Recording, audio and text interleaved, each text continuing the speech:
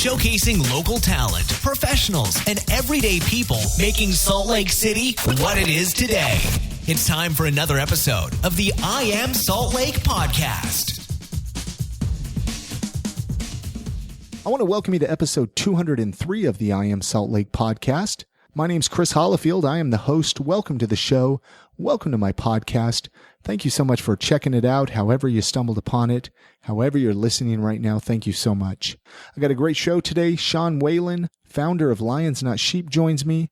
We have a great conversation. He shares his story, shares some obstacles that led him up to where he's at today. We chat about living an authentic life, vulnerability, meditation. Sean even shares some of his favorite books to live a better life. A few months ago, I stumbled upon Sean's Facebook page and quickly became motivated and inspired in both my personal and professional life. So I reached out to him and I asked him to come on an episode of the podcast and share his story. And I was really honored when he agreed to do so.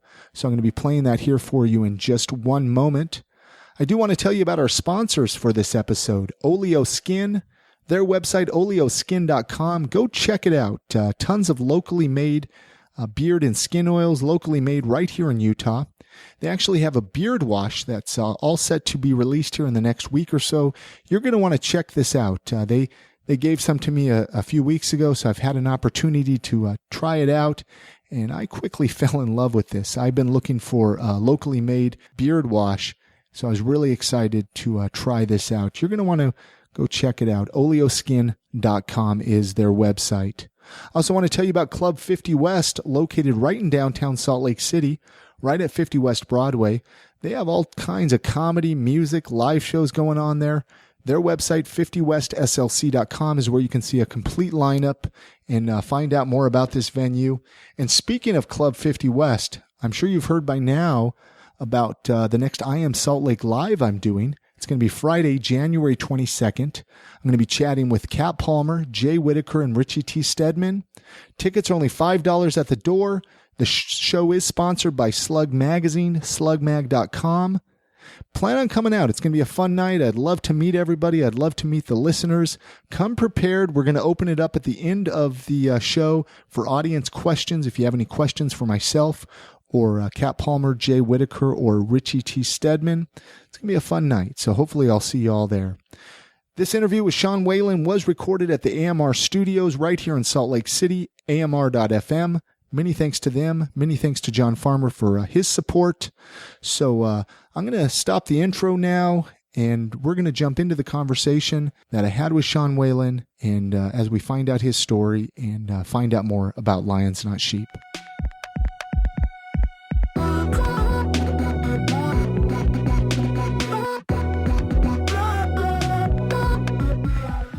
Where's home? Where did you grow up? So I grew up in Washington, D.C., actually. I was born and raised in D.C. and lived there for 16 years before I ended up moving here to Utah. What, big family?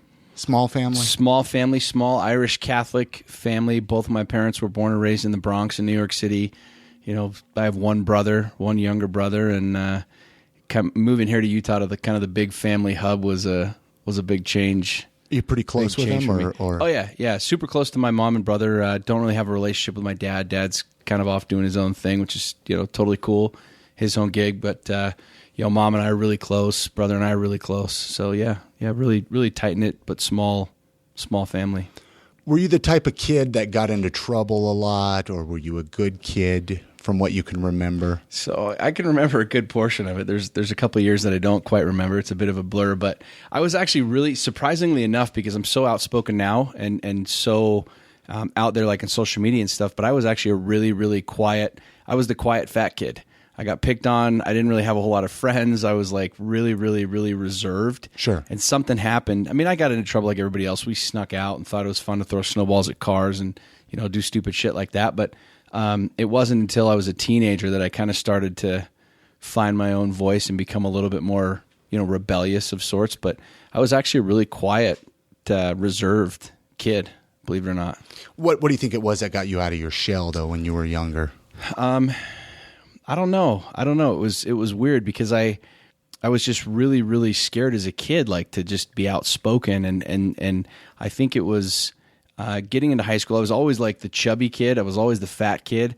Never had, the girlfriend. I played baseball. I was really good at baseball, but was never like the athlete superstar kind of a deal. And about my junior and senior year, I actually went through like this growth spurt where I got like in shape and I was really skinny and whatever. And whether it was confidence or whatever, that was kind of where I started kind of coming out of my shell and becoming a little bit more of an outspoken little shit as opposed to an introvert little shit. But you were still, I mean, you weren't like getting in trouble with the law or anything like that. I mean, or at what point in time in life are we talking here? Well, I guess I'm still kind of at that teenage, you say rebellion. Teenage, I mean, dude, I was like every other kid. Sure. We snuck out, we did our thing, stole bottles of liquor out of my dad's liquor cabinet, stole cigarettes out of grandma's purse, kind of a deal. Just little, experimenting little kid with stuff like that. But I was, for the most part, a pretty good kid. I mean, I had a really good family, really good base with a lot of respect for my family, my grandparents. It's how I was raised in an Irish Catholic family. You said yes, sir, yes, ma'am, kind of a deal. If you lipped off to mom, dad would smack you across the room, kind of a deal. So with manners, yeah, I was very much I think a typical teenage upbringing. Played sports, was really active, really curious about life, kind of a deal. And it wasn't until I got older that I started getting in different kinds of trouble. Well, I mean, you opened the door there with that one. So older.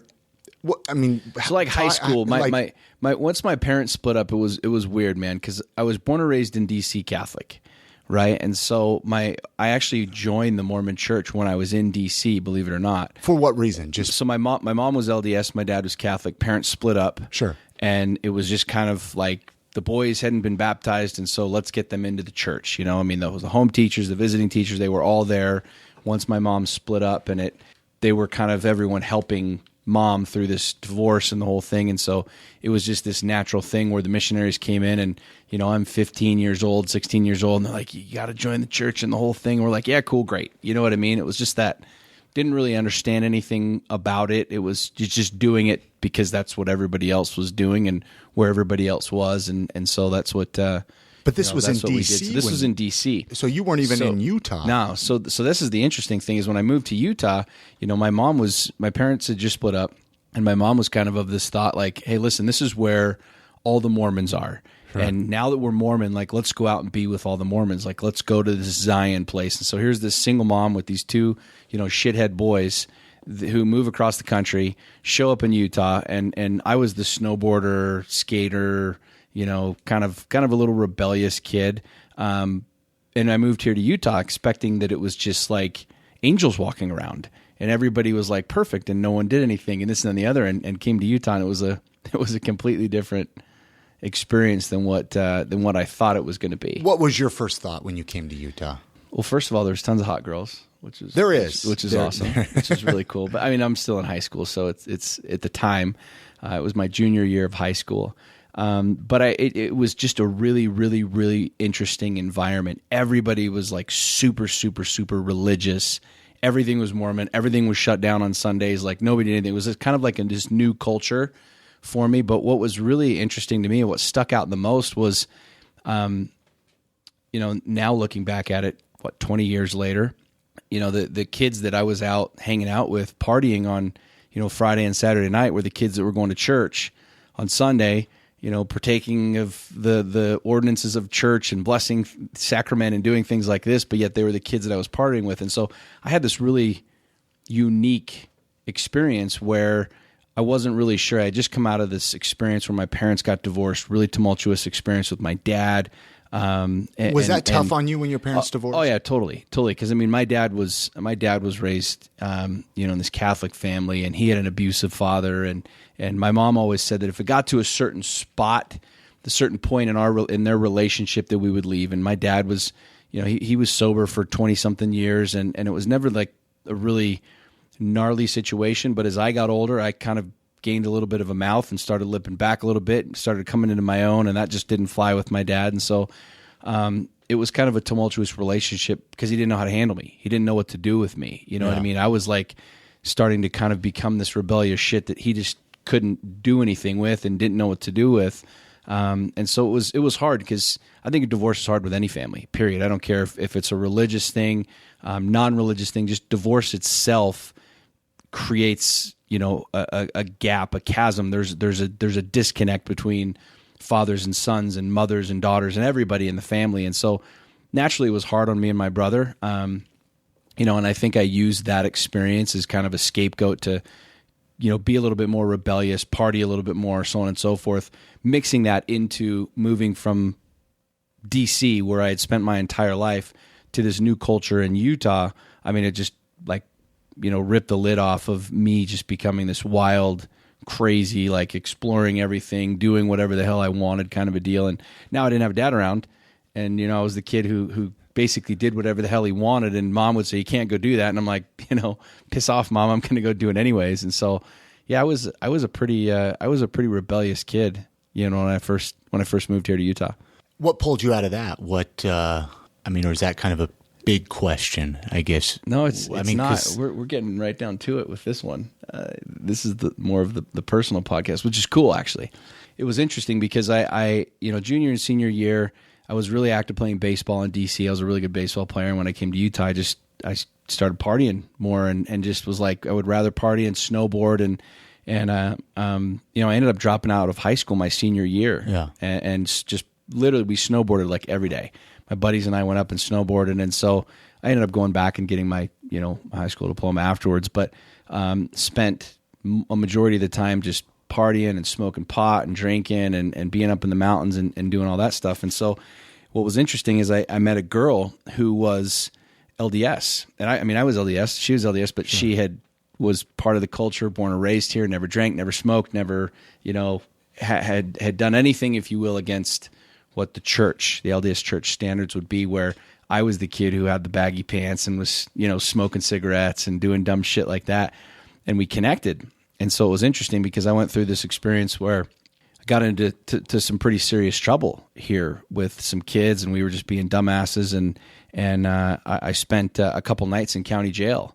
And while I was there, it was kind of this experience of okay, cool. Here's all these kids that I'm hanging out with that are all a bunch of friggin' potheads that are smoking, cigarettes all day long and snowboarding and just acting we were just a bunch of angry little shithead kids, plain and simple. And here's this girl that I'm hanging out with that has this completely separate, different lifestyle. Didn't do any of the stuff that I did, didn't want to be part of any of that stuff. And it was this interesting paradox because it was the first girl that I had met who wasn't in that scene, who wasn't part of if you will, being double-sided or two-faced or whatever you want to call it. This is how she was. This is who her friends were. This is how she rolled. And for some reason, she and I connected. And so, I was spending a couple nights in county jail and ultimately ended up saying, all right, I'm going to try this new thing out. I'm going to try this religious thing out. I'm going to dive in and figure out what this whole God thing is and this whole Mormon thing is and why it is that this chick doesn't do all this other stuff that I do. And so, my mom ended up picking me up out of county jail and moved to California. And that was kind of my turning point of saying, I'm going to try this. I'm going to try this experience of being religious and diving into what religion and God is. And it was a total change for me. It was, completely different than anything I'd ever done. Total transformation. Yeah. And it wasn't this thing where I needed to do it or, I was just that kid who I just like to have fun, man. And my idea of fun was breaking the rules and not giving a shit what anybody said, and was just kind of this rebellious little punk. I think most people go through that phase, though. Yeah. And I think it's important to go through that phase. Sure, because totally. Otherwise you'll go through that phase later in life, I think, right. And worse things will happen. Yeah. A lot bigger consequences. Let's fast forward a little bit. Cool. So we're not completely going, we don't need to necessarily go through every part of your life. I want to, present day. Yeah. Lions, not sheep. Let's start there even. What is it for people listening that might not be familiar? So a few months back, 6 months ago, there's a huge gap between the conversation we were just talking about. We can go back a little bit too if we need to. But point is that was part of my journey. Okay. And I look at it as I've become an extremely spiritual guy, and I really don't subscribe to religion, anymore. And now at this point, but you would still consider yourself to be spiritual. Very, very, very, very much so. Very much so. And I share that simply because I look at the experience that I had of being a teenage punk and changing my ways and serving a Mormon mission and being married and having a family and then going through an extremely gnarly divorce, like really, really, really bad divorce, and spending what I like to call my time in the wilderness of 2 years of literally searching and wondering why the fuck I'm even here. You know what I mean? From self-made multimillionaire at 26 to broke by 30 kind of a deal. Like, that's all part of my journey. It's all part of my wilderness. And so when we fast forward to today, I Thomas Monson, president of Mormon Church, said the quote of, "You are literally the net sum of all of your experiences." So every decision that you've made has made you who you are today. Good, bad, this, that, and the other. And a lot of people look backwards and say, well, I've done a lot of shit wrong and I've made a lot of mistakes and I've done all of these things. I mean, his quote, "You are who you are today because of the choices and decisions that you made yesterday." And so I look at it as, I'm here at this moment right now because of all of those things. And, I don't carry around shame. I don't carry around guilt. And so about 6 months ago, I was talking about kind of the divorce. I had shared some things about 2 years ago about my divorce, and they went viral on Facebook. You shared them on Facebook. And so I shared some stories, some experiences, this dark period, this dark time of my life on Facebook, and they kind of catapulted into this viral thing. And so I've got this massive following, and that led up to me realizing like what I share now with people, which is your mess is your message. And that's kind of my mantra. It's kind of what I share with my clients, and what Lions Not Sheep is I'm a net sum total of everything that's happened to me in my life. All of the good, all of the bad, everything. You've owned it. I've owned it. Yeah, I accept it. I smoked a ton of pot when I was a kid. I drank. I stole liquor out of my dad's liquor cabinet when I was 12 years old. Done and done. I mean, it's neither good nor bad. It's what it is. And so I had this kind of epiphany that, like, this is what catapulted these posts to go viral on Facebook. This is what caused me to have this following of people that literally message me on a daily basis saying, you have no idea how powerful your message is and how much it's affected me and helped me. And so as I started thinking about this, I realized like this life of mine is meant to be a lion. I mean, to be there on my own, to be doing this, to charting my own territory. I'm not meant to be a sheep. No one's meant to be a sheep, but yet we live in this society where it's like if you don't fit in this box, who are you? What are you? Especially in this culture, this religious, very, very, very religious culture that we live in. It's this paradox that people go through where if they're inside of the box, it's safe, it's warm, it's fuzzy, it's comfortable. And if you're outside of the box, you're this abnormal creature that has problems and issues. Yeah. And I realized that like my calling and all of the experiences up until right now make what Lions Not Sheep is. And so I literally one day, I called my buddy and I said, hey, can you make me this t-shirt? And I just had this idea. I picked out this random font. It just said Lions Not Sheep. And I said, put this on a t-shirt for me. I thought it sounded cool and I just wanted my own t-shirt. And so now with this big following on Facebook, I had this t-shirt on and I ended up taking just a random picture of me playing with my kids with the Lions Not Sheep t-shirt and got multiple people saying, dude, how do I get that t-shirt? That's a rad t-shirt. Yeah. And the light kind of went on in my head. Like, this is who I am. This is me. And what this stands for and what this represents is far bigger than just me. It's a cultural movement. It's literally an idea and a thought that multiple people, millions of people resonate with, which is, I don't want to be a fucking sheep.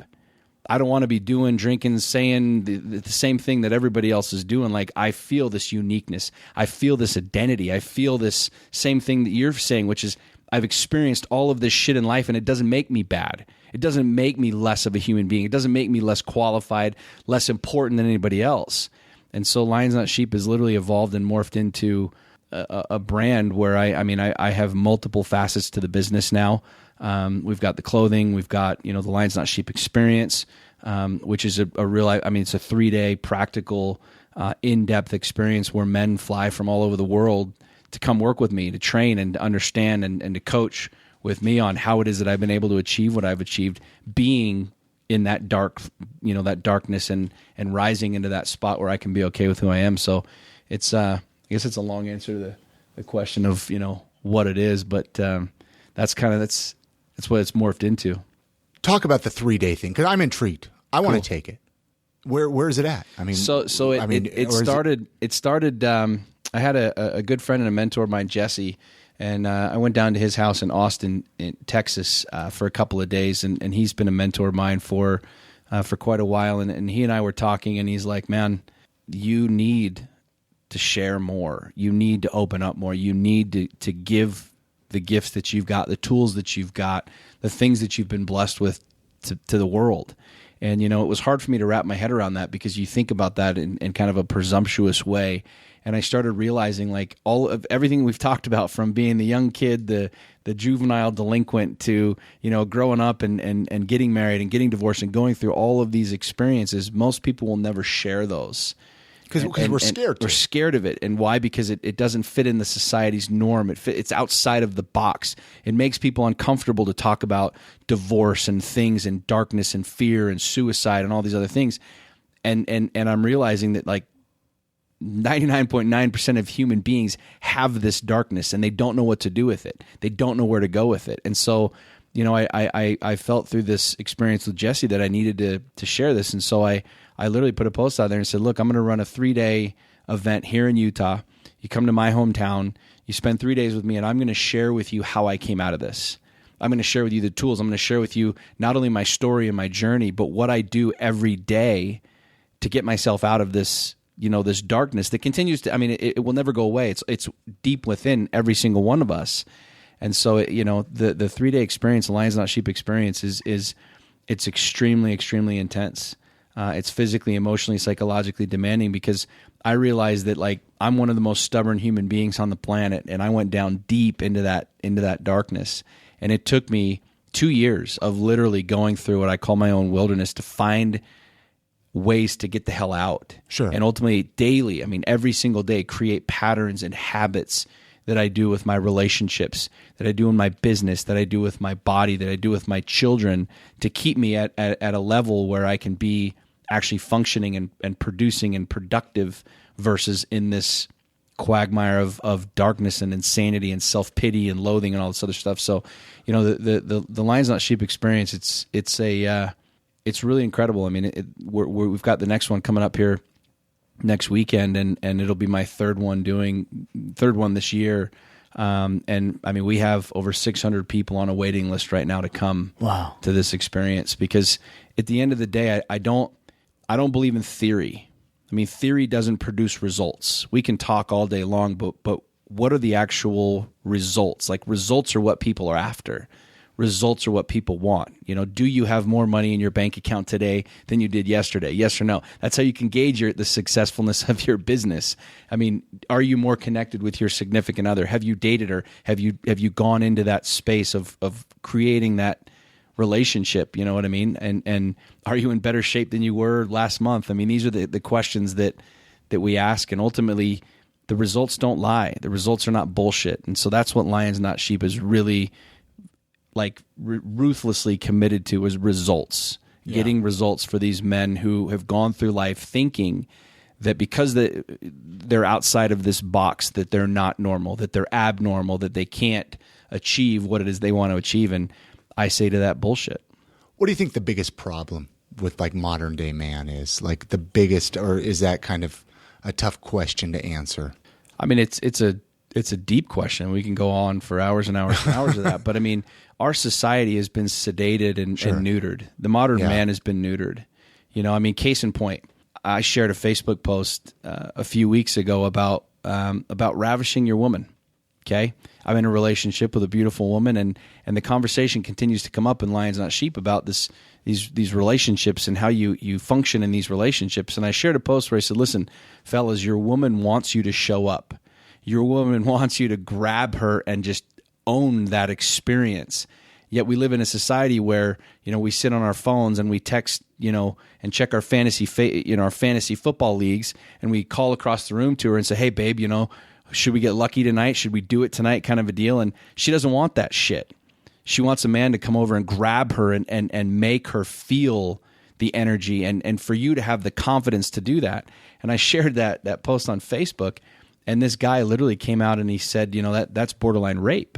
And I'm like, bro, you're in a relationship with a woman, and you're telling me that it's borderline rape to go over and to grab her and to create this epic, intense emotional and psychological and physical experience. And you're telling me that you're scared by that. You're telling me that that's out of line. That's what's wrong with man. But do you think all women really want that though?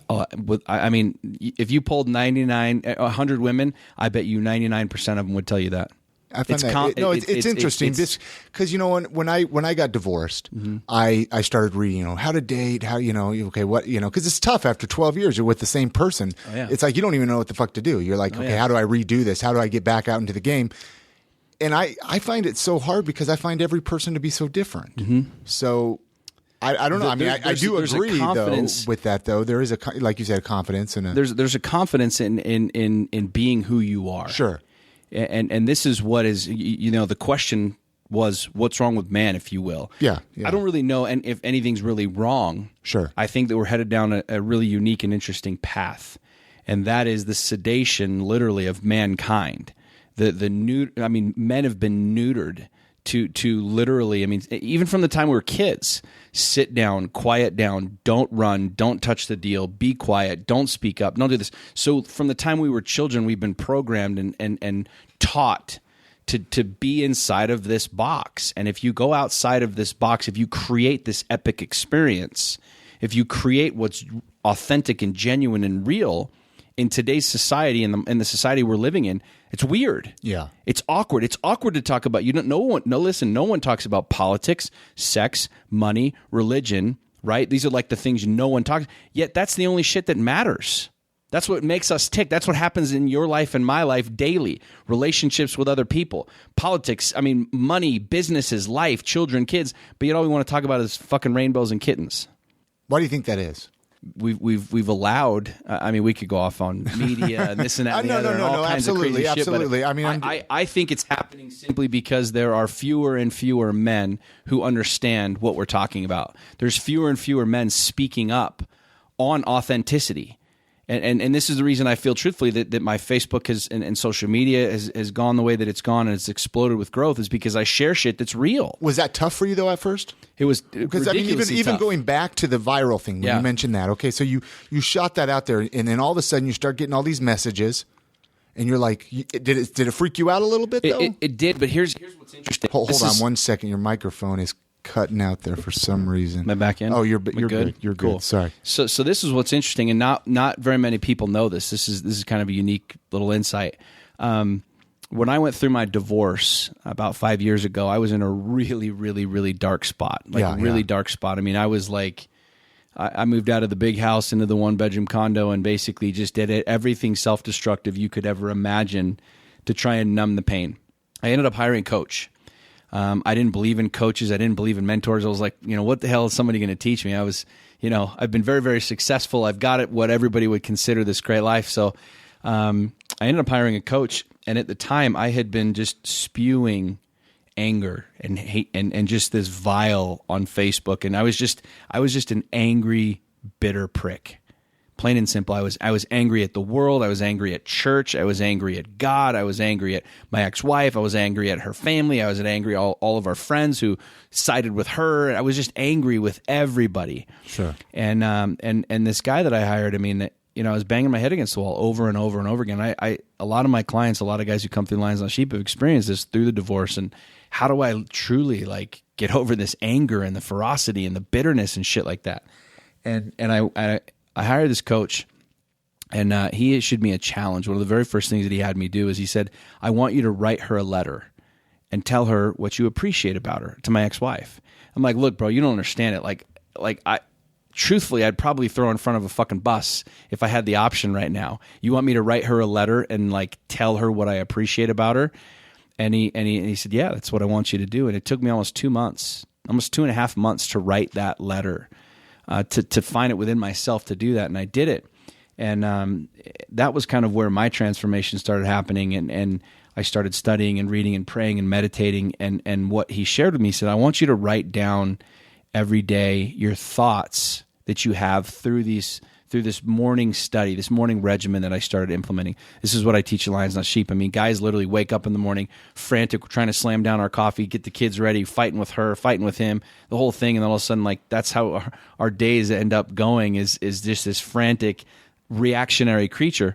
And so he's like, I want you to start studying. I want you to start doing these things, and I want you to write down what it is that you feel that's positive. And so this is like a complete contrast for me, because I've been negative, dumb shit about my ex-wife, all the drama, all the craziness. And so I started writing down my thoughts every single morning on Facebook. Well, one, it scared the shit out of me, because I had gone from like this angry, tough guy, screw her, screw the world, to now I was sharing thoughts and feelings and real emotions and like real experiences, and that put you in a place of vulnerability, quote unquote. And that started what now is my morning insights. And anybody who's looked at my Facebook or seen, I do them every single morning, and I've done them. I've done almost 850 of them now in a row, and it created a new pattern for me.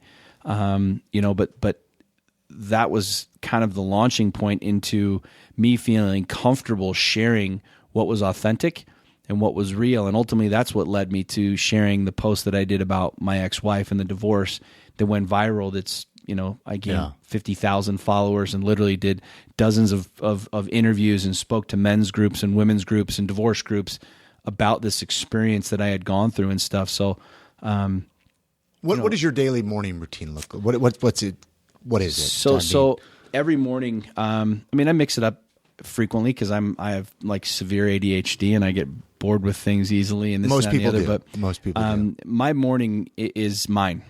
It's the easiest way to explain it. Is I used to wake up and it was like the panic mode and this deal, and like I said, and I've realized that like if I want power throughout my day, I have to get my mind, my soul, my energy right.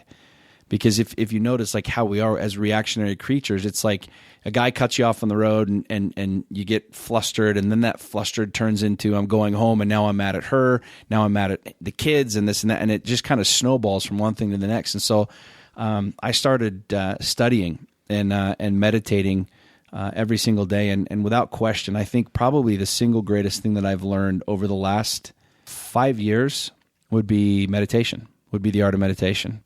And so every single morning, my routine is fitness. Well, these are my what I call non-negotiables. It's getting my body right. This temple that we have. This is all we've got. You know what I mean? Like if you can't take care of this, if you're literally so fat that you can't run up and down the basketball court with your kids, what are you providing your kids from a physical standpoint? So from my body, I have my workout every single day. I read and I study. I've got 4, 5, 6 books that I'm reading at any given time. I'm meditating, I'm praying, and then I'm just spending time on my own, getting my own mind right. And then ultimately I've got, the fourth portion of what I call my core 4 is business. And so I have dedicated time that's mine. Before 10 a.m., it's like I don't take meetings, I don't do phone calls, I try not to respond to emails like every single day. It's my time, because what I believe in and what I see is that if we're able to put ourselves in that capacity, that space of literally power, of putting yourself mentally, emotionally, physically, psychologically in this place of power, guys who work 15-hour days, that don't see their kids in the morning and don't see them at night, I accomplish more in 3 hours of productive work than most guys will in 15 hours, simply because it's that ability to be present, to be focused versus scattered all over the place, running frantic from meeting to meeting to meeting, to thing to thing to thing, dealing with all of the other drama. So being able to get your mind, energy, soul, and everything right to like truly dive in on what it is that you're doing, I believe 150% that mental mastery, self-mastery is the key. That's what we're here for. That's what life is this mortal probation, this experience for us to understand how the hell we work, how we operate, and what it is that we're supposed to do with our minds every single day. You mentioned meditation. I've actually always wanted to start it, and I don't know why I haven't. Excuses, I guess. Where's a good place to start for it? Is there like a book you would recommend, or a video, or a YouTube video, or where's a good place to start for something even as simple as meditation? Yeah, it's something that I teach. It's, believe it or not, 2-3 years ago, I never in a million years would have thought that I would be teaching meditation. Sure. That I would be literally guiding men, alpha males, you benefit through meditation. From what I've heard. The guys, I don't do like testimonials and stuff like that. Like all I tell people is if you want to know what I'm about, and if you want to know what kind of results guys get at the Lions Not Sheep experience, go to my Facebook page, because you see the results they're posting. These guys are leveling up in a major way. But what I would say to people that have not ever experienced meditation, it's really, it's a unique practice, and there's multiple different forms of meditation.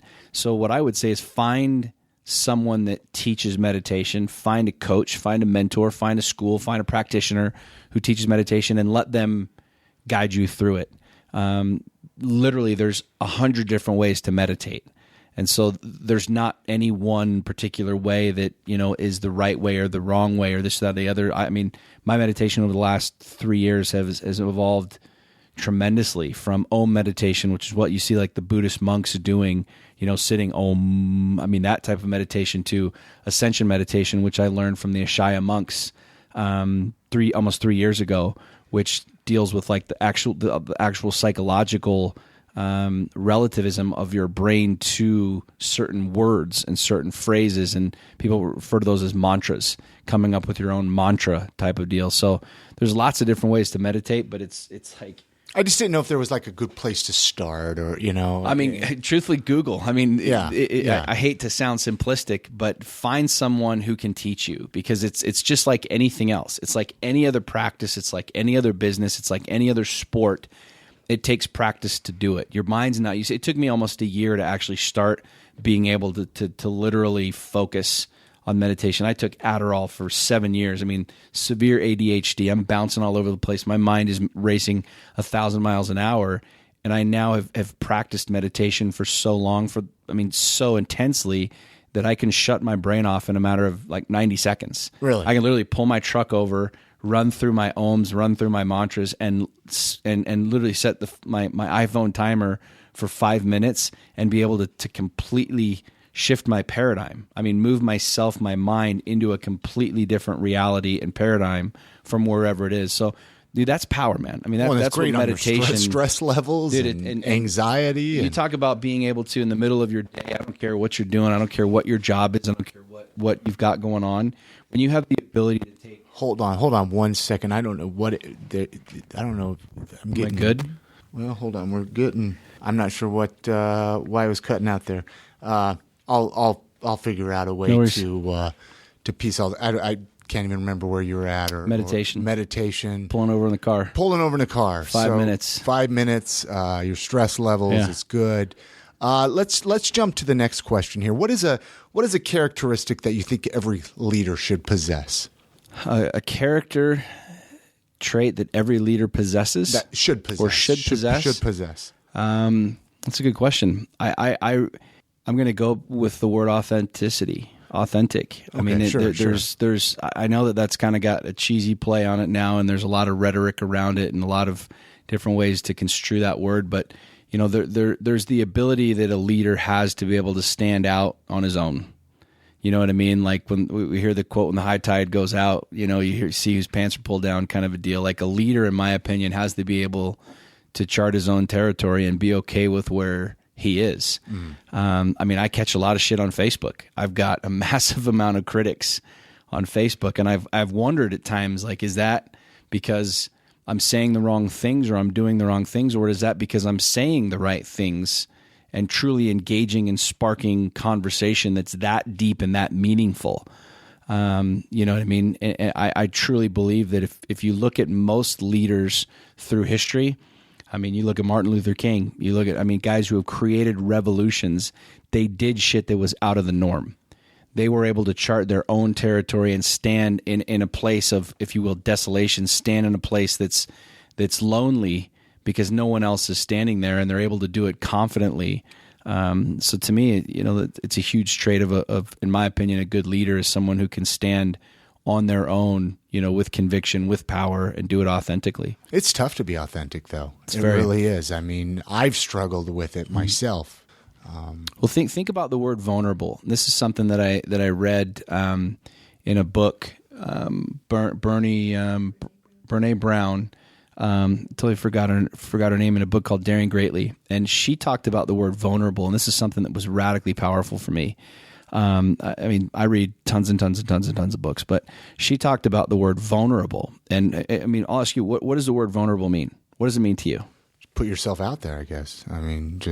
take a risk. I mean, vulnerable. A lot of people say, well, it's scary. It's a scary place. It's sure, because you've just laid it on. You've put yourself out there. But when you think about the word vulnerable, I mean, a majority of people that I talk to say it's scary. Well, it is. It's scary to be vulnerable, and it's because dangerous people are to be judge vulnerable. you, and exactly. people are going to think less of you. But if you think about this from an individual standpoint, a lot of people, the best way to create the picture of this is to imagine public speaking.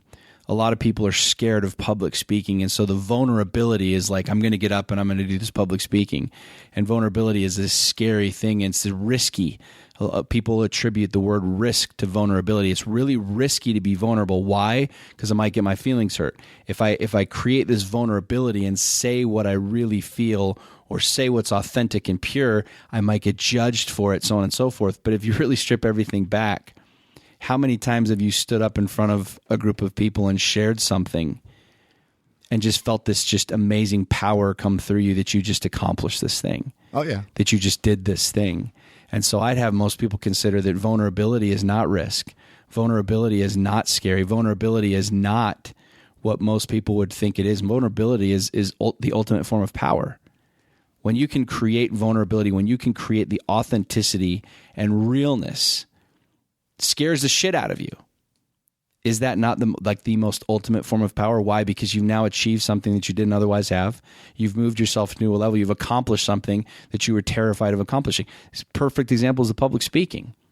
How many times do people get up there and do it and they're scared out of their mind, they're reading, they're shaking, they're quivering, and when they're done, they're like, holy shit, that was amazing. And you just feel this insane amount of energy flow through you, where you were saying that it's scary, it's risky to go out and do this thing. It's risky to share with your significant other your real thoughts about their relationship. It's risky to share with your significant other, your real thoughts and feelings about sex, about whatever it is. Is that not the ultimate form of power? Does that not connect you even further? I mean, to levels that you would not have otherwise even considered? Yeah. Well, vulnerability is power. Even if you do piss somebody off, even if, so you lose that one person, but like people have told me time and time again, the right people will find you. Right. The right people will connect with you. If you can speak, say you had a chance to talk to everybody in the world at the same time, a message or something. What would you say? What would you say? Oh, hell, that's a big question. I don't know that I'd say anything, to be honest with you. Sure. I mean, there's some serious power. Maybe just be like, be silent. There's some serious power in silence, man. Yeah. I mean, do we learn when we're speaking, or do we learn when we're listening? I would say listening. You learn when you're listening. Yeah. That's where the knowledge comes. I mean, there's massive power in silence.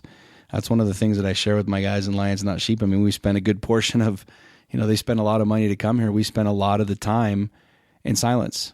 We spend a lot of the time that they're here for 3 days in meditation and in quiet, because that's where everything is. I mean, everything's sitting in the 6 inches between your ears. Sure. All of the quote unquote fears, all of the reservations, all of the power, all of the insight, all of the wisdom is in the 6 inches between your ears. And so we spend a lot of time trying to find the most eloquent words to say, when really not saying anything is massively powerful, because it allows you to dive into those thoughts, dive into that 6 inches between your ears. I like that. You mentioned you read a lot of books. Mm-hmm. Do you have a few books you would care to recommend, or a few books that kind of stick out in your library that you turn to for guidance a lot, or to learn? You refer to a lot. Yeah, a couple, 2, 3, however many you want to share. I guess. Without question, every man should read The Way of the Superior Man. Okay. By David Dita. The Way of the Superior Man by David Dita. Phenomenal book. Completely shifted my paradigm on my role in relationships, my role in not just relationship with a woman, but my role in how I treat other people. I would say another book that would be massively powerful for everyone, male and female, is The Dark Side of the Light Chasers by Debbie Ford. I mean, some incredible insights in that book. So, I mean, if people that are listening to this were ready to run down to Barnes & Noble or jump on Amazon or whatever, I would have every single one of them buy those 2 books, The Way of the Superior Man and The Dark Side of the Light Chasers. See, and I haven't heard The Dark Side of the Light Chasers. I've heard of the other one. Mm-hmm. I need to get them. Really good, man. Really good. And then Daring Greatly by, I always say her name, Brené Brown. I think is how you say her name, somewhere around there, Bernie Brown or something like that. But Daring Greatly is a phenomenal book. So it's interesting because a lot of these books, they share things that are so elementary and so simple. We create so much complexity with what we think is reality, and we create so much complexity with feelings and emotions, and there's so much simplicity in them that when you can kind of strip away all the bullshit and get down to like the root of why things are the way that they are, it's really a beautiful thing. What are some of let's get a little bit more about Sean here for just a second. Other hobbies and interests. Like, what are some other things you enjoy spending your time doing? Anybody who knows me knows that I'm a big gun advocate. I'm a big Second Amendment guy. I've got lots of guns. I love shooting. I love training. I love getting out and just spending the day, hunting or shooting or whatever.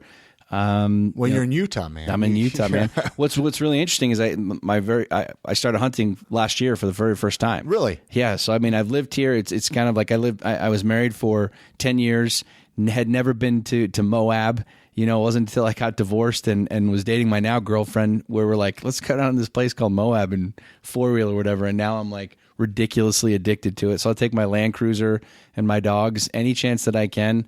I'm in the mountains, man. I love being in the mountains, 4-wheeling, running around, playing with my dogs, shooting guns, just being outside in the wilderness. So you just randomly, you said a year ago. What got you interested in hunting? You're just like, I want to try this out. I just wanted to do it. Or I just have gone. I just literally kind of. We all go through these phases, man. Sure, we go through these experiences in life, and we're trying to force things and say, "Well, I'm 30 something, and I should be here, and then I should be here, and I should be here." And I just quit doing that shit. And it was like, once I got divorced, I literally went into the wilderness. I would like you're not even just saying that. Like I would where, physically. in Utah here, or I bought snowshoes in the wintertime. I would go up before the sun came up, and I would spend all day in the mountains. Sure. Thinking, meditating, praying like that. I literally went into the wilderness, and I really, really, really grew just a really strong bond with the outdoors. That sounds really weird because we're in the outdoors every freaking day, but I didn't realize what the power of the wilderness was, what the power of outdoors was, what the power of this creation that God's given us on my mind, on my soul, on my body. And so, about 4 years ago, I really started getting into the outdoors and bought, a Land Cruiser and went up, started 4-wheeling and started kind of playing with guns. And then, I started getting more into it and more into it and more into it. And just like anything else, it's become a hobby. It's become like who I am. It's become my life, So, got my first deer last year, got another deer this year, and I'm totally hooked on hunting now. And maybe I'll have to give it a try, man. Oh man, it's crazy. I've never been a hunter. It's crazy. I never did. I'd never done it before. I'd never shot an animal before in my life, except when you're a kid and you try plunking birds with a BB gun or some crap like that. I'd never hunted before. Yeah. And it was just this crazy, crazy, crazy connection. It was actually, believe it or not, I shared this on a podcast before. It was a really spiritual experience. It's a really, really, really spiritual experience to know, to have that connectivity, not only to the animal and to wilderness and to nature and to God and this creation that we have, but to know that I have the ability to provide, literally, very physically, the hunter-gatherer, which it wasn't too long ago that our ancestors were literally, if you didn't shoot something today, you weren't having dinner kind of a deal. And I've gained this really fond connection for that original, if you will, old school way of living, which is, up in the mountains, self-sufficiency, survivalist type of lifestyle. There's something really, really attractive to me about it. There you go. Teach their own, I guess. I'm a city guy myself. Yeah. But, I go. I have to go to New York every year. Really? I was born and raised back east. I was born and raised in D.C. in the city, in the hustle and the bustle. There's something about New York City because my parents were there. I spent tons of time growing up there. I have my annual pilgrimage back to New York. It's typically during baseball season. I typically go catch a Boston Red Sox, New York Yankees game in Yankee Stadium, but I could go be in the city all day, every day, doing meetings, hustling, building my business, and then literally turn out and be in the mountains for 2 or 3 or 4 days without a single soul around and be completely comfortable in both situations. Let's talk about Salt Lake City for a minute. I always like to kind of bring that up in the podcast with it being a Salt Lake City based podcast.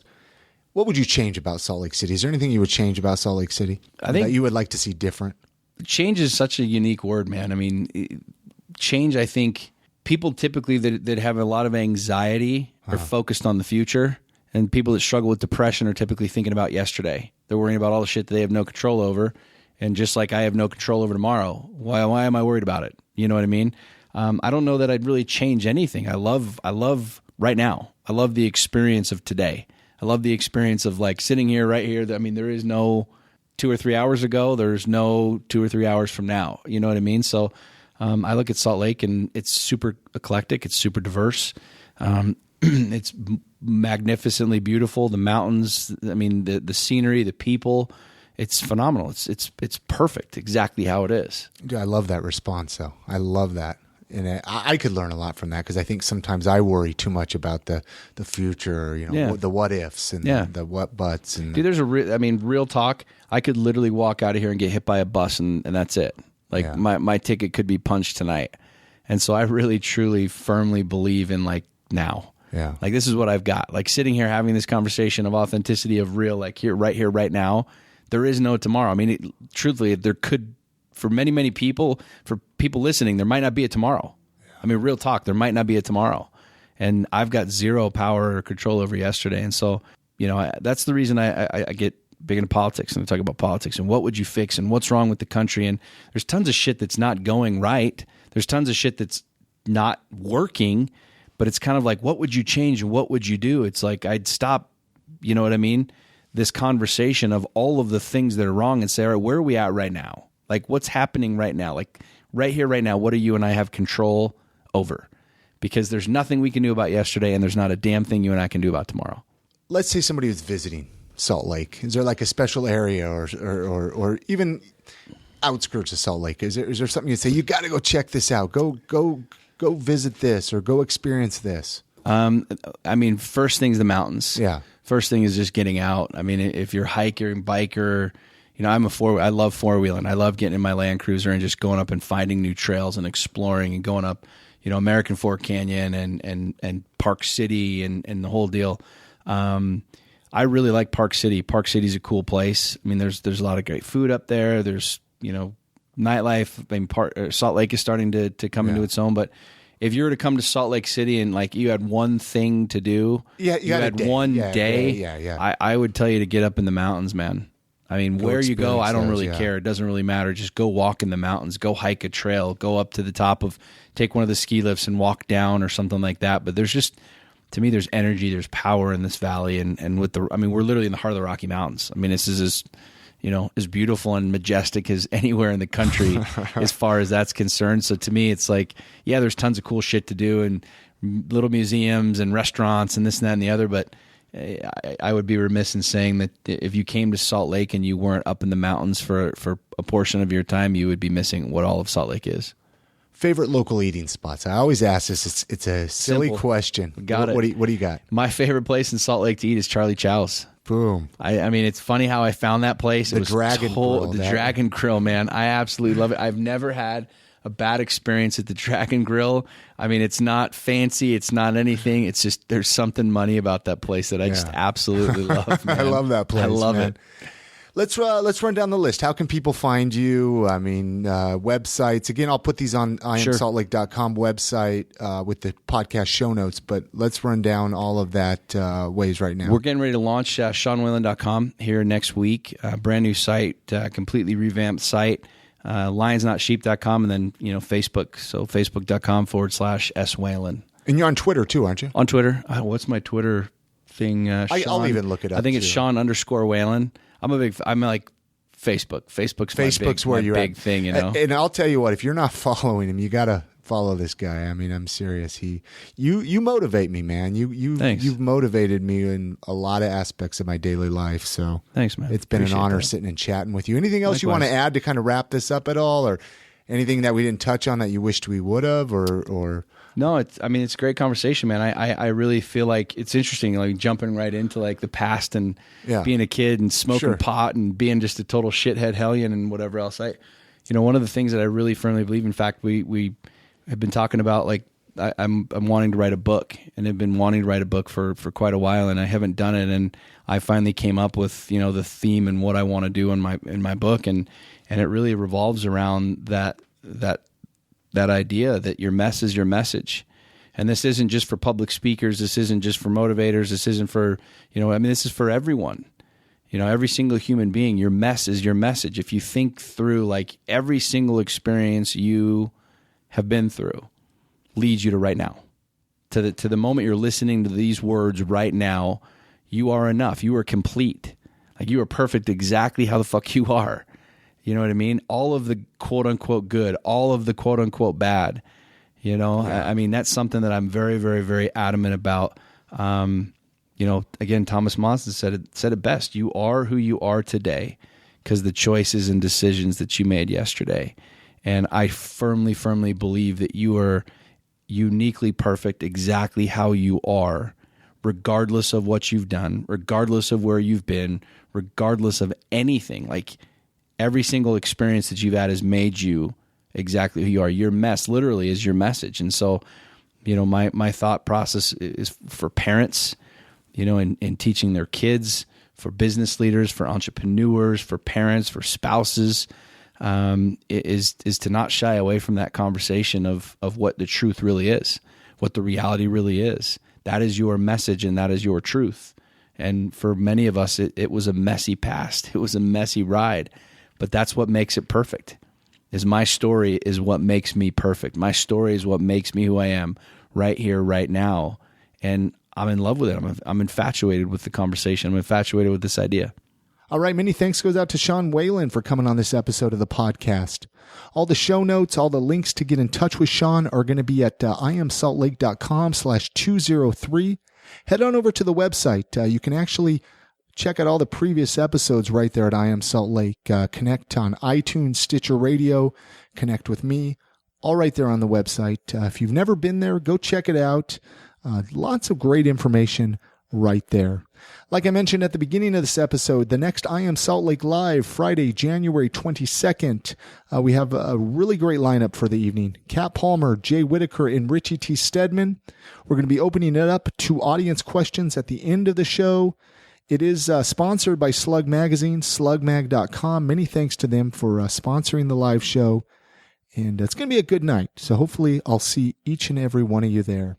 I do have a brand new episode each and every week of I Am Salt Lake. Make sure to subscribe. The podcast is absolutely free to subscribe in iTunes. So head on over there and subscribe. That way you don't miss a single episode.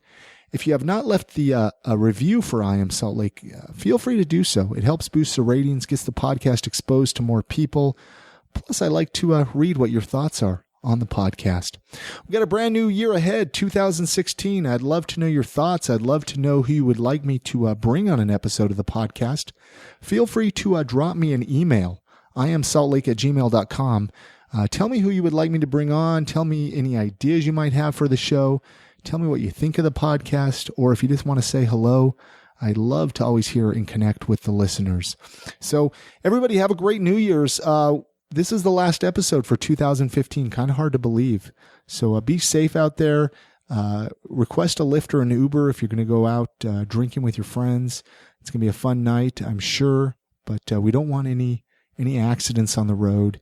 So no drinking and driving. So we'll see you again next week. Again, my name's Chris Hollifield. You all be safe out there.